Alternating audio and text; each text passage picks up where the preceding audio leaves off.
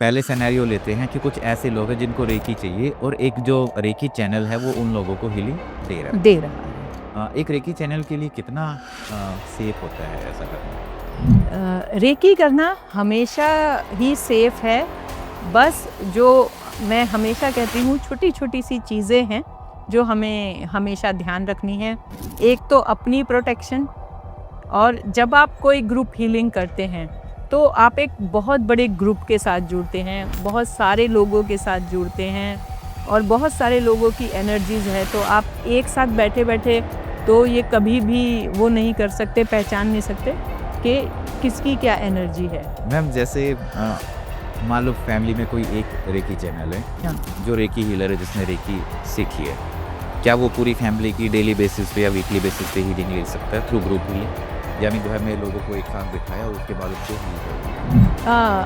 अगर वो करुणा recce level तक पहुंचा है तो मैं यहाँ क्लियर कर दूं आपको, ग्रुप हीलिंग वही कर सकता है जिसके पास क्रिया सिंबल है या फिर वो मास्टर हो।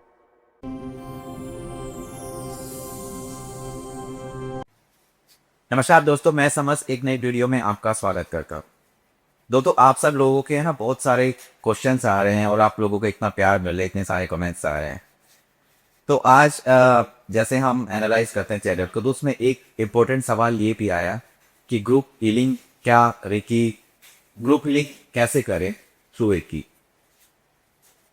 तो हमने सोचा कि क्यों ना इस पे वीडियो बनाया जाए, क्योंकि ये एक ऐसा विषय है जहाँ पे आप हजारों लोगों तक पहुंच सकते हैं बहुत जल्दी, और उसके क्या तरीके होने चाहिए, कैसे हम अपना बचाव कर सकते हैं, क्या उसका लोगों को हील करने का तरीका क्या हो सकता है, क्या इसमें सावधानी रखनी है।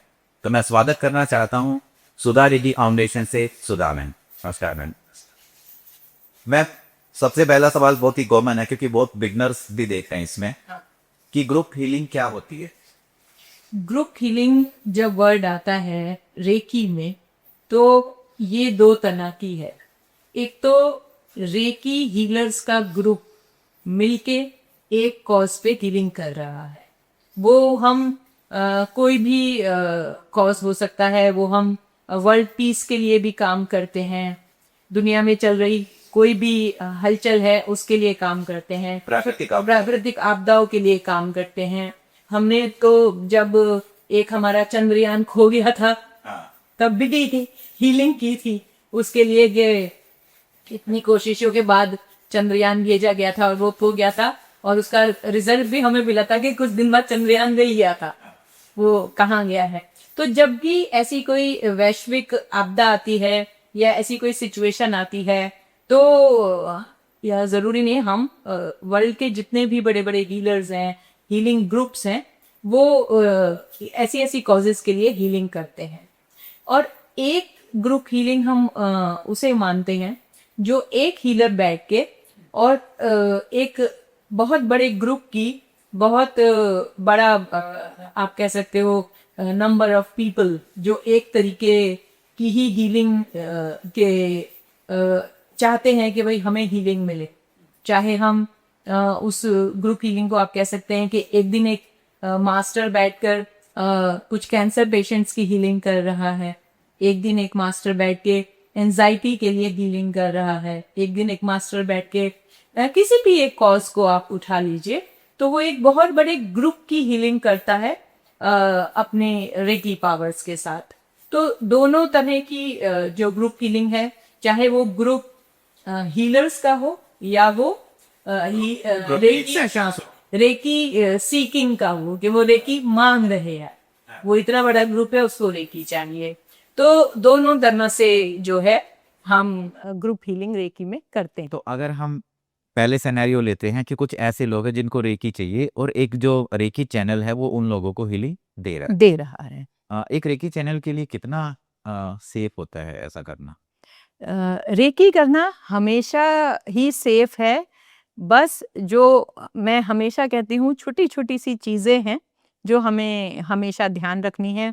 एक तो अपनी प्रोटेक्शन, और जब आप कोई ग्रुप हीलिंग करते हैं तो आप एक बहुत बड़े ग्रुप के साथ जुड़ते हैं, बहुत सारे लोगों के साथ जुड़ते हैं और बहुत सारे लोगों की एनर्जीज है। तो आप एक साथ बैठे-बैठे तो ये कभी भी वो नहीं कर सकते, पहचान नहीं सकते कि किसकी क्या एनर्जी है। वो तो जब आप कनेक्ट करेंगे तभी आपको फील होगा। तो इन चीज़ों से बचने के लिए कि कहीं कोई नेगेटिविटी आपको अटैक ना करे या उस ग्रुप में कोई ऐसा पर्सन ना हो जो बहुत ज़्यादा नेगेटिव है, उसका ऑरा नेगेटिव है, या कहीं-कहीं कितने ही लोगों के साथ एंटिटीज़ भी होती हैं, स्पिरिट अटैचमेंट भी होते हैं।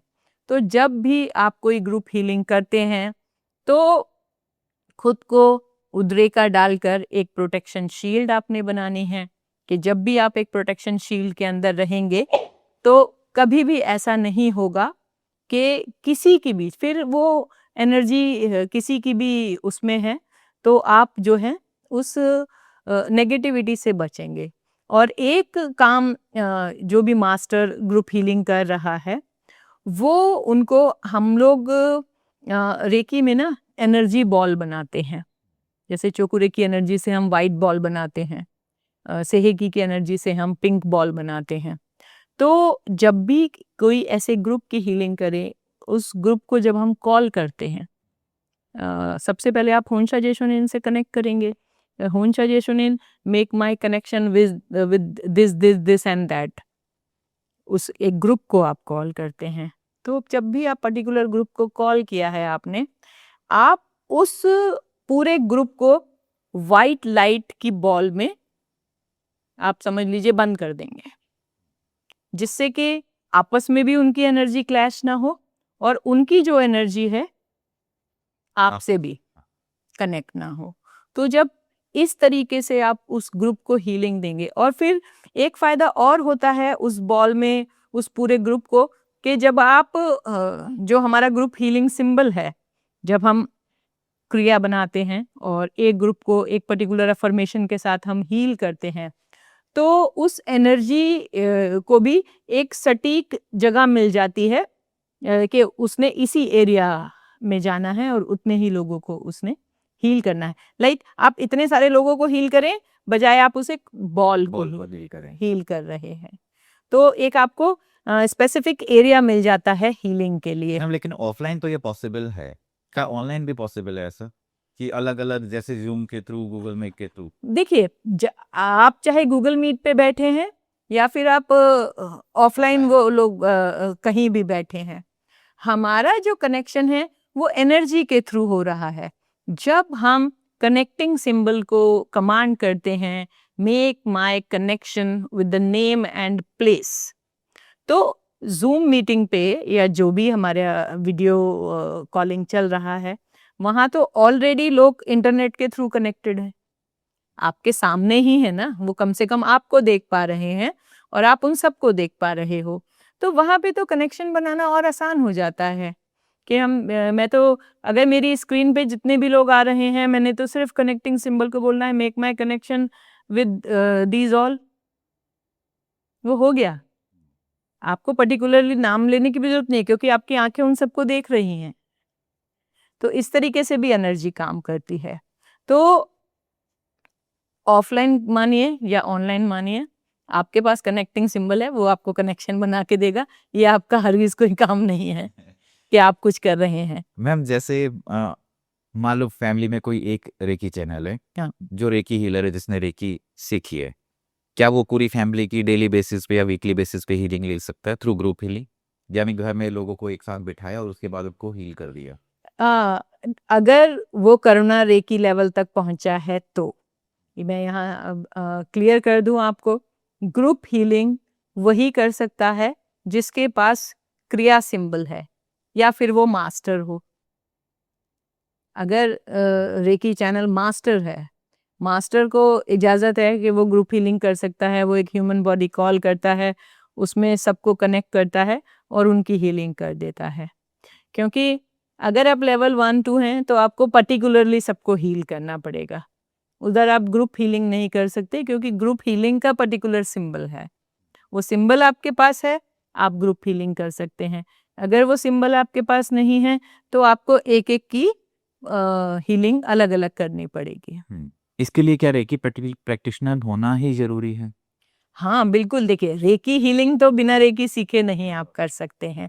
आप अपनी दुआएं दे सकते हैं किसी को आप कह सकते हैं कि अच्छा सोच सकते हैं किसी के बारे में, लेकिन ये तो एक हीलिंग थेरेपी है। जो रेकी से अट्यून है वही रेकी को यूज कर सकता है, और रेकी सीखना इतना मुश्किल नहीं है। कोई भी रेकी सीख सकता है, और 7 साल से ऊपर कोई भी बड़ा है वो रेकी सीख सकता है, और एक फैमिली में एक मेंबर भी रेकी सीखेगा तो वो अपनी पूरी फैमिली को हील कर सकता है। जैसे मैम ऐसा होता है अमावस्या पे लोग हील करते हैं या पूर्णिमा हीलिंग होती है, हाँ, उससे पहले क्या प्रैक्टिस करनी चाहिए? कोई प्रिपरेशन भी करनी चाहिए रेकी हीलर को?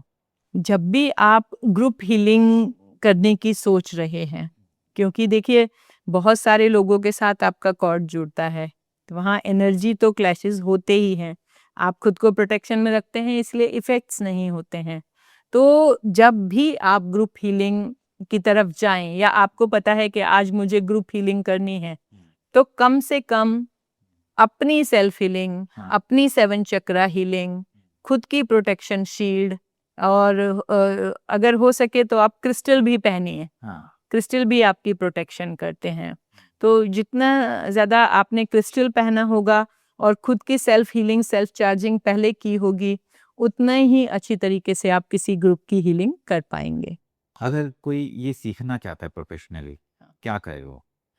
देखिए, प्रोफेशनल हीलिंग सीखने के लिए और सिखाने के लिए ही तो हम यहाँ बैठे हैं। हम तो हमेशा सबको बोलते हैं कि रेकी जो है इतनी अच्छी चीज़ है कि इसको सीखने के बाद आपको बाकी कुछ करने की ज़रूरत ही नहीं है। तो सुधा रेकी फाउंडेशन से जुड़ें, आप हमसे जुड़ें, आएँ। 1 दिन का बहुत आसान कोर्स रहता है, इसमें ऐसा भी नहीं है कि आपको 1 महीना, 2 महीना, 6 महीना चाहिए। हाँ, 21 दिन आपको अपनी प्रैक्टिस के लिए ज़रूर चाहिए।